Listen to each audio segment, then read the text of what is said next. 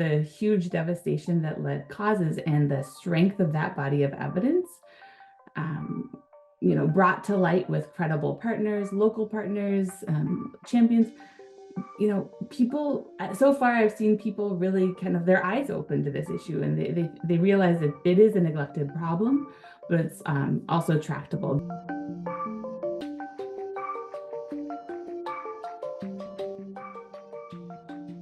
I'm Jenna Forsyth. I'm a research scientist at the Stanford School of Medicine, and I work closely with Steve Luby on a lead initiative currently.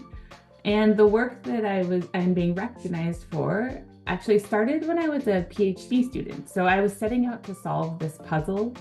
There was evidence of high rates of lead poisoning in a rural part of Bangladesh, and there was no obvious source. So I worked closely with collaborators, my primary mentor, Stanford professor Steve Luby, as well as numerous other collaborators at Stanford, Johns Hopkins, and our local partner, ICDDRB in Bangladesh.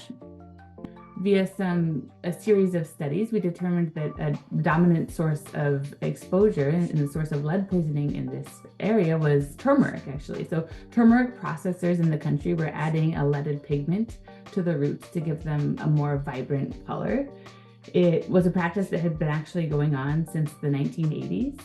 And we worked closely with the local government to kind of develop a targeted intervention that involved raising awareness, improving detection, and also the government enforced a food safety policy. The result of these actions was a dramatic reduction, a 90% reduction in lead-tainted turmeric in just a few months. And then within 2 years, lead was eliminated from the supply chain. Although rates of lead poisoning declined globally after phasing lead out of gasoline, it's estimated that 1 in 3 children globally still have elevated lead levels that will cause permanent cognitive damage. And then if we look in lower income countries, it's actually 1 in 2 children. So this approach to identify and then tackle lead and turmeric is something we think needs to be expanded to different countries globally.